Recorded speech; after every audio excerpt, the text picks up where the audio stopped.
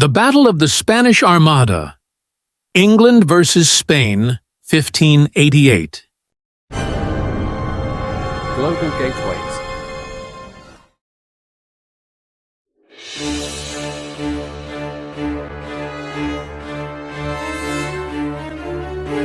In 1585, England, under Queen Elizabeth I, entered a war with Spain, a global superpower and champion of Catholicism. This conflict, known as the Anglo-Spanish War, was fueled by religious, economic, and political tensions.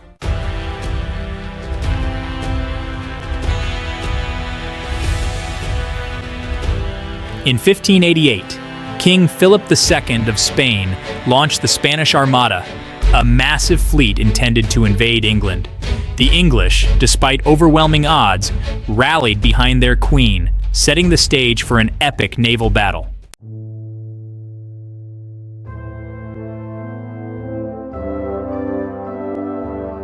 The clash between Spain and England was deeply rooted in the religious turmoil of the Protestant Reformation. England's break from the Catholic Church and the ascension of Protestant Queen Elizabeth I exacerbated tensions with Catholic Spain.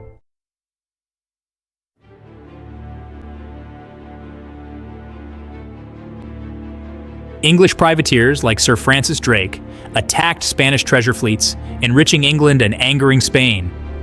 These raids, seen as acts of war by Spain, further inflamed tensions between the two nations.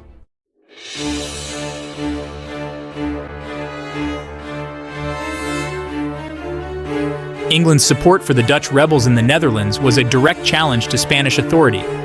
This intervention added another layer of complexity to the already volatile relationship between Spain and England.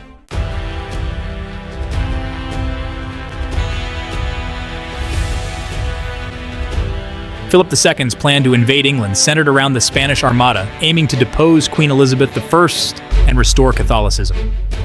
The stakes were incredibly high, with the fate of nations hanging in the balance.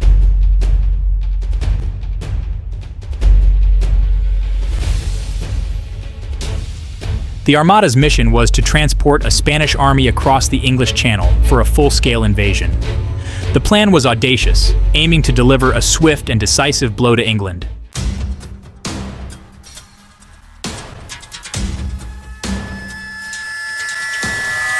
Spanish shipyards worked tirelessly to construct the mighty warships of the Armada, equipped with the latest weaponry.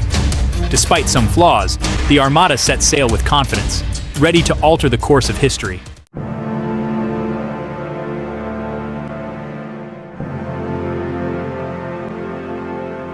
England, under Queen Elizabeth I, prepared to face the formidable Spanish Armada with a smaller but more agile fleet.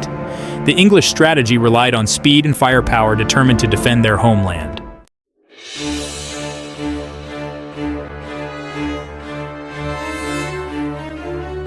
Sir Francis Drake's daring raid on Cadiz delayed the Armada's departure, giving England time to strengthen its defenses. This preemptive strike had a significant impact on Spanish preparations and morale.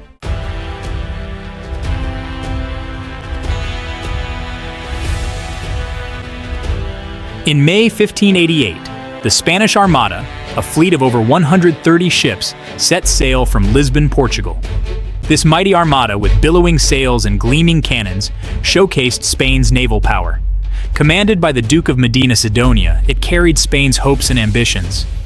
The voyage faced challenges with unpredictable Atlantic weather. Heavily laden ships battled storms and strong winds, yet experienced Spanish sailors pressed on, undeterred.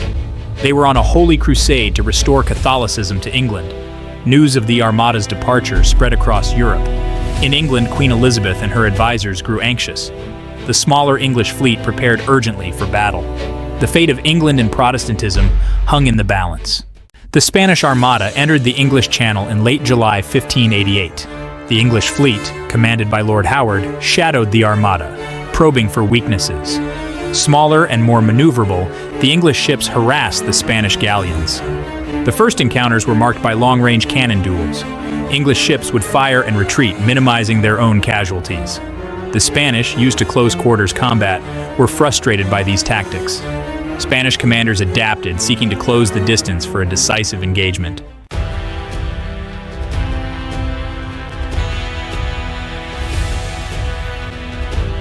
The English Channel, a narrow stretch of water separating England from mainland Europe, became the stage for one of history's most epic naval battles.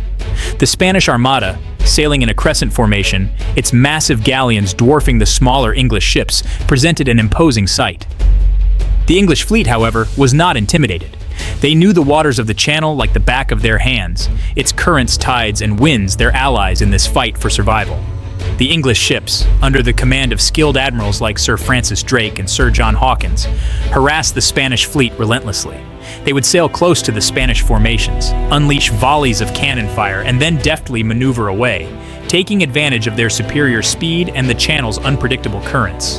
The Spanish, their formations disrupted, their ships taking on water from the relentless English bombardment, struggled to maintain their cohesion. The narrow confines of the Channel, while seemingly advantageous to the larger Spanish fleet, actually played into the hands of the English. The Spanish ships, packed close together, found it difficult to maneuver effectively, making them easy targets for the nimble English vessels. The English, on the other hand, could exploit the Channel's currents and winds to their advantage, sailing circles around the Spanish, delivering blow after blow, chipping away at their morale and their strength. As the Spanish Armada sailed up the English Channel, the English fleet relentlessly harassed them, preventing a secure anchorage. The Armada was low on supplies, its crews exhausted. On August 6th, they anchored off Calais, hoping to regroup. The English had a surprise in store. They sent 8 fire ships packed with flammable materials towards the Spanish fleet. Panicked, the Spanish cut their anchor cables and scattered. The English seized the opportunity, launching a fierce attack. The fire ships marked a turning point, shifting momentum to the English.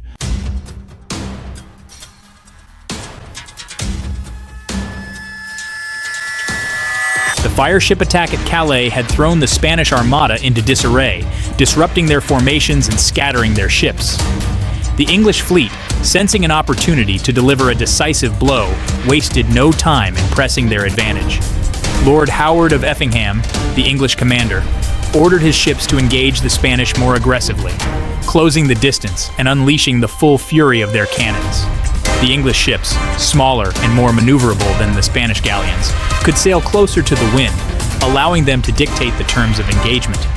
They would sail in close, deliver a devastating broadside, and then quickly maneuver away, reloading their cannons while the Spanish struggled to bring their own guns to bear. The English gunners, well-trained and disciplined, maintained a relentless barrage, their cannon fire ripping through the Spanish hulls, sending splinters flying and causing havoc on deck. The Spanish, their formations broken, their ships battered and taking on water, fought back fiercely, but they were increasingly outmatched. Their heavier cannons, designed for close-quarters combat, were less effective against the more agile English ships, which could stay just out of range while delivering their own punishing blows. The Spanish, once confident in their superior size and firepower, now found themselves on the defensive, struggling to survive the onslaught.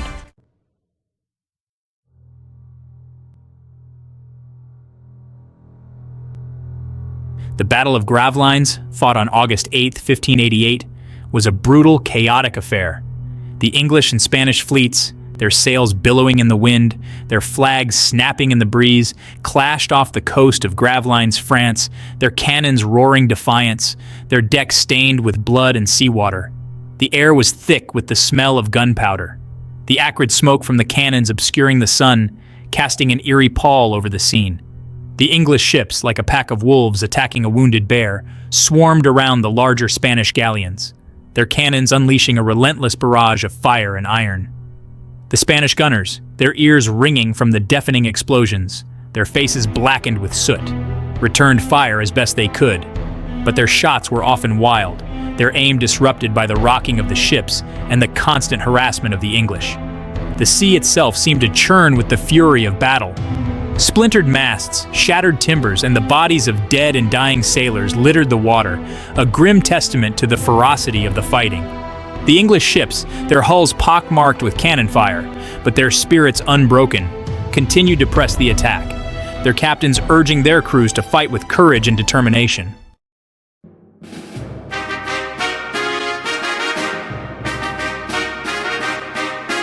Section 3. A decisive victory. The tide turns against the Armada.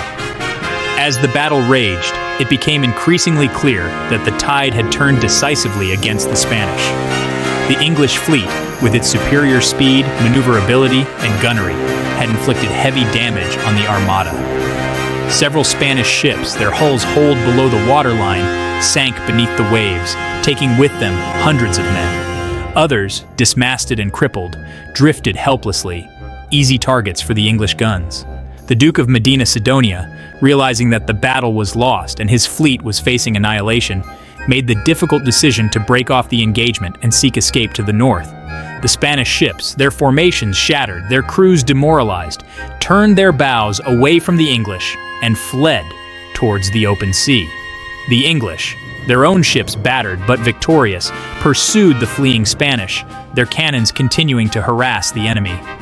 The Battle of Gravelines was a decisive victory for the English, marking a turning point in the fight against the Spanish Armada. The Invincible Armada, once the pride of Spain, had been humbled, its aura of invincibility shattered by the courage and skill of the English sailors. The Spanish dream of conquering England lay in ruins, sunk beneath the waves of the English Channel.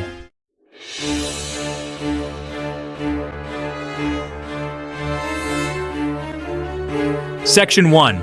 A perilous flight. The Armada runs the gauntlet. Defeat at Gravelines hung heavy in the salt-laden air aboard the battered Spanish ships. The once proud crescent formation was gone, replaced by a ragged, desperate scramble northward. Medina Sidonia, facing the bitter reality of their situation, knew returning down the English Channel was suicide. The English fleet, though bruised themselves, would be relentless in their pursuit. Their only option, a perilous flight around the northern tip of Scotland, then down the wild Irish coast, before finally limping back to Spain. It was a route fraught with danger, even without the victorious English snapping at their heels. The North Sea in late summer was known for its fierce storms, and the Spanish ships, already damaged from battle, were ill-prepared for such a grueling voyage. Food and water, already running low during the planned invasion, were now precious commodities. The relentless bombardments had not only shattered timbers but also contaminated much of their stores with splinters and seawater. Sickness, that ever-present specter on long voyages, began to spread through the crammed, damp quarters below decks. What the English cannons had started, disease, hunger, and the elements themselves seemed determined to finish.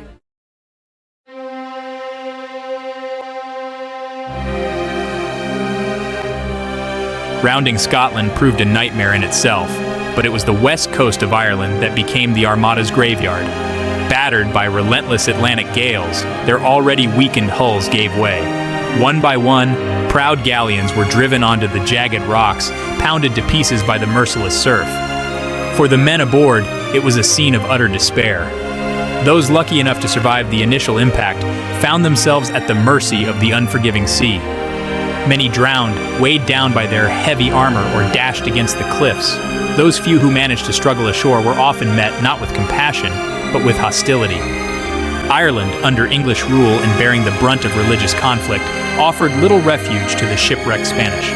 Stories spread of survivors, desperate for food and shelter, being hunted down by English soldiers or Irish locals, fearful of their presence. The exact number who perished along those shores will never be known, but it's estimated that nearly half of the Armada's initial force was lost during the retreat. Victims not only of battle, but of the unforgiving sea and the equally unforgiving land.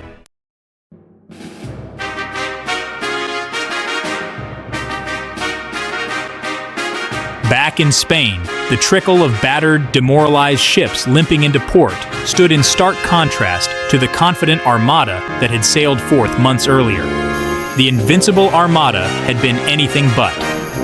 Of the 130 ships that had embarked, only around 67 returned, their flags tattered, their crews decimated. The blow to Spanish pride was immense. Philip II, though outwardly stoic, was said to have taken the defeat deeply to heart. The aura of invincibility that had surrounded the Spanish Empire, built on decades of military dominance, was irrevocably tarnished. The balance of power in Europe, already shifting, tilted further towards a newly confident England. Yet, to view the Armada solely as a Spanish disaster is to miss its wider significance. While it did not cripple Spain outright, it marked a turning point. England, emboldened by its naval triumph, began to assert itself more forcefully on the world stage, its maritime ambitions growing. The seeds of a future global empire, one that would eventually eclipse even Spain's might, were sown in the wreckage of the Armada. The defeat of the Spanish Armada had profound consequences for England and the broader geopolitical landscape. It was a watershed moment, affirming England's naval prowess and catalyzing its transformation into a global power. The victory instilled confidence in the English people, proving their island nation could challenge mighty empires.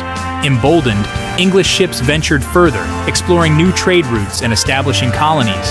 This laid the foundation for the largest empire the world had ever seen.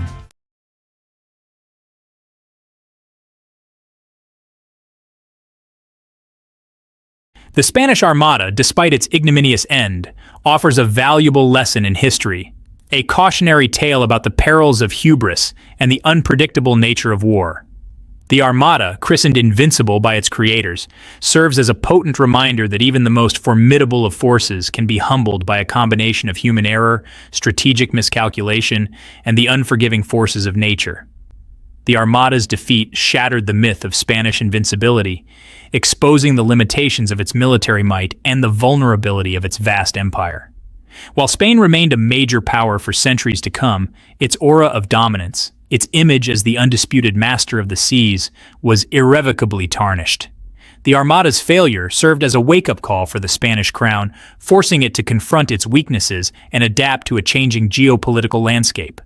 The Armada's legacy extends beyond the realm of military history, serving as a timeless parable about the dangers of arrogance and the importance of humility.